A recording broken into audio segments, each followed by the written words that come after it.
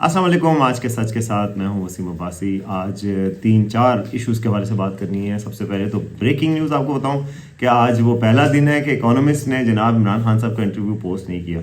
मैंने ट्विटर पे भी उनको वो याद करवाया, लेकिन उन्होंने अभी तक पोस्ट नहीं किया। तो बहुत दिन तक उन्होंने पोस्ट किया, उनके बहुत सारे व्यूज़ आए और हुकूमत की तरफ से उसका इतराज़ पे और भी ज़्यादा पॉपुलर हुआ। तो जनाब खबरें ये हैं कि मलिक रियाज साहब का बहरिया टाउन उसको भी मुंजमद किया गया है, उनके सासों में उसको भी मुंजमद कर दिया गया है।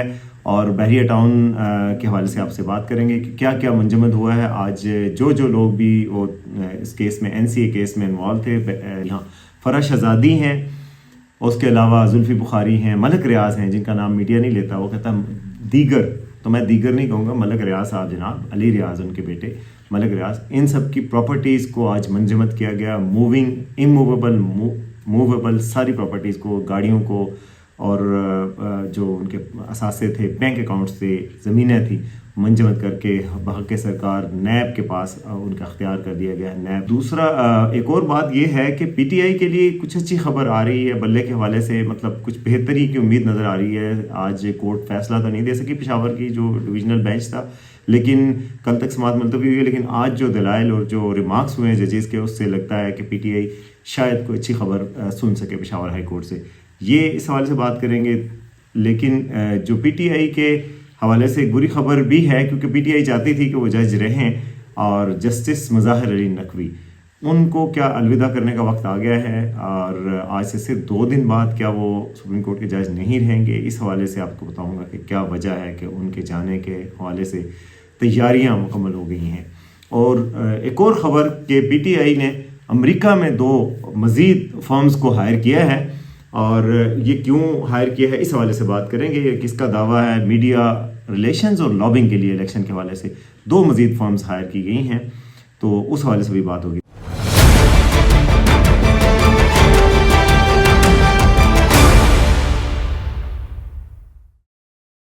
तो सबसे पहले जनाब बात कर लेते हैं सुप्रीम कोर्ट के जस्टिस मुज़ाहिर अली नकवी साहब के हवाले से। जस्टिस मुज़ाहिर अली नकवी इस वक्त सुप्रीम जुडिशल काउंसिल की कार्रवाई का सामना कर रहे हैं। अगर उनको सुप्रीम जुडिशल काउंसिल ने बरतरफ किया तो पाकिस्तान की तारीख के पहले सुप्रीम कोर्ट के जज होंगे जिनको सुप्रीम जुडिशल काउंसिल घर का रास्ता दिखाएगी। जस्टिस मुज़ाहिर अली नकवी के हवाले से ट्रकों वाले इल्ज़ामात और ऑडियोज़ भी आई थी। परवेज़ इलाही के साथ उनके ताल्लुकात के हवाले से ऑडियो आई थी, जिसमें परवेज़ इलाही कह रहे हैं कि मैं आपके घर के बाहर आ रहा हूँ, ये उनको कह रहे नहीं कर बाहर ना आओ, तुसी रहन दो। तो मतलब इनके हवाले से और इनके बच्चों के हवाले से बड़े संजीदा किस्म के इल्ज़ामात हैं। और ये जो है उनका ये है कि जी ने कोई 10 करोड़ का प्लॉट जो है 1 करोड़ में ले लिया, कोई जायदाद पता नहीं कितने अरबों की थी तो वो 1 करोड़ों में ले ली। मतलब और इनके हवाले से सुप्रीम कोर्ट के ही एक फ़ैसला मौजूद है कि जिसमें इनकी जजमेंट को कलर्ड जजमेंट का करार दिया गया कि किसी को एक दिन ज़मानत दी थी, दूसरे दिन दे दी। यानी कि बड़े संजीदा नौयत के सवालात हैं और बार कौंसल्स की तरफ से भी शिकायत हैं।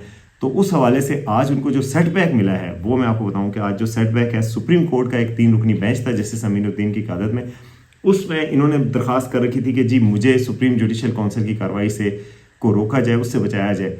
सुप्रीम जुडिशल काउंसिल की कार्रवाई है जनाब 11 जनवरी को, और 11 जनवरी थर्सडे को, हर थर्सडे तो दूर नहीं है, और सुप्रीम जुडिशल काउंसिल की कार्रवाई थर्सडे को होगी।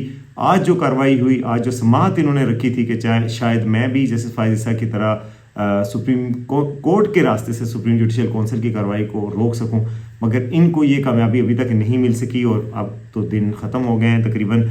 इन्होंने जनाब कोशिश की थी, चैलेंज किया था, आज समाअत हुई जस्टिस अमीनुद्दीन की सरबराही में 3 रुकनी बेंच ने, लेकिन उस बेंच में जस्टिस जमाल मंदोखेल और जस्टिस मुसर्रत हिलाली भी शामिल थी। तो उस बेंच ने जनाब कार्रवाई की, लेकिन इनकी ये दरख्वास्त मंजूर नहीं की कि समाअत को रोका जाए। तो जब समाअत नहीं रुकेगी तो फिर समाअत होगी, सुप्रीम जुडिशल काउंसिल का इजलास होगा, और सुप्रीम जुडिशल काउंसिल के इजलास में तो बहुत ज़्यादा इम्कान ज़ाहिर किए जा रहे हैं कि जस्टिस मुज़ाहिर अली नकवी जो है वो 2 दिन बाद शायद सुप्रीम कोर्ट के जज ना रह सकें, और उनके वापस जाने में या उनके खिलाफ कार्रवाई में अब बज़ाहिर कोई बड़ी रुकावट नज़र नहीं आती, कोई मौजज़ा ही उन्हें बचा सकता है। तो एक बहुत बड़ा सेटबैक भी होगा PTI के लिए भी और इनके लिए भी कि जो है वो अब ये एक नहीं रहे, क्योंकि इन्होंने इससे पहले भी जो फैसले देते थे इनके कहने पर नोटिस लिए गए। जस्टिस उमर अता बंदयाल और जो उनका 3 रुकनी हम ख्याल बेंच होता था, وہ اکثر سو موٹو لیتے ہوئے کہتے تھے کہ جسٹس مظاہر علی نقوی نے مجھے توجہ دلائی ہے کہ یار یہ نوٹس لینا چاہیے،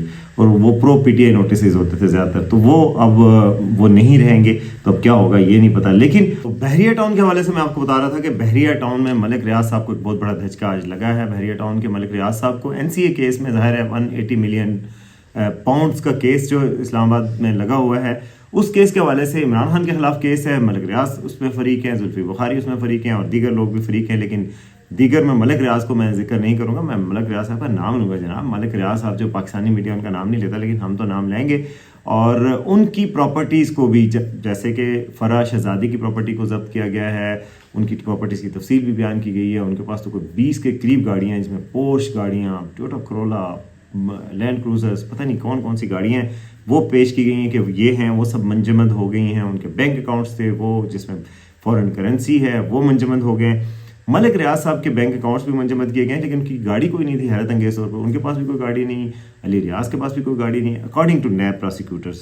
تو جناب ان کی گاڑیاں تو نہیں تھی، لیکن ان کی پراپرٹی ضبط کر لی گئی ہے۔ ان کا بحریہ ٹاؤن پورا جو آتا ہے، بحریہ ٹاؤن پنڈی جو فیز 8 آتا ہے، اور باقی جو فیزز ہیں پنڈی کے، وہ اس میں مینشن کیے گئے ہیں، اور ان کا نام بحریہ ٹاؤن کر کے مینشن نہیں کیا گیا، بلکہ اور نہ بحریہ ٹاؤن کو ایسٹ کے طور پہ ظاہر کیا گیا، بلکہ بحریہ ٹاؤن کی جو اوریجنل زمین ہے اس کے حوالے سے جو کھیوٹ ہیں ان کا ذکر کیا گیا ہے، کہ کیونکہ نام تو ان کے ہوتی ہے۔ آپ کو پتہ ہے بحریہ ٹاؤن کی ساری زمین ابھی بھی ملک ریاض صاحب کے نام ہی ہوتی ہے، کیونکہ وہ زمین آپ کو نہیں دیتے، پٹواری آپ کا نام نہیں کرتا، وہ زمین نہیں کرتا، بلکہ بحریہ ٹاؤن کے اندر ہی آفس ہے جس میں آپ کے نام سے پلاٹ دوسرے کو ٹرانسفر ہو جاتا ہے، دوسرے کے نام سے آپ کو ٹرانسفر ہو جاتا ہے، تو گویا وہ آپس میں ہی رہتا ہے۔ اور اصل زمین کے جو کاغذوں میں مالک، ریونیو ڈپارٹمنٹ میں مالک ہوتے ہیں، ملک صاحب بھی ہوتے ہیں۔ تو ملک صاحب کی جناب پنڈی کا بحریہ ٹاؤن جو ہے نا وہ انہوں نے مینشن کیا ہے، لیکن بحریہ انکلیو کو مینشن نہیں کیا، پشاور کا بحریہ ٹاؤن مینشن نہیں کیا، کراچی کا بحریہ ٹاؤن حیرت انگیز اور مینشن نہیں کیا گیا۔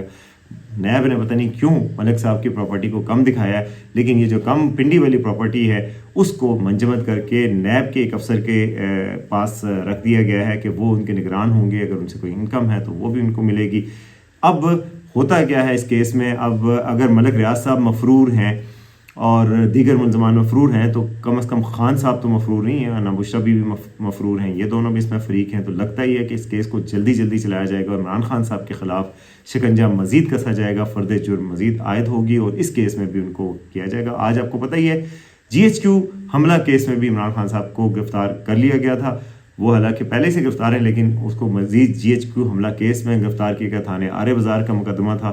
اور اس میں کیوں کیا گیا، ماہرین کے مطابق اس کی وجہ یہ ہے کہ عمران خان صاحب کی اگر کسی اور کیس میں ضمانت ہو جاتی ہے تو ان کی گرفتاری پہلے سے پڑی ہوگی، اور جناب وہ ڈیالہ میں ہی ہوں گے۔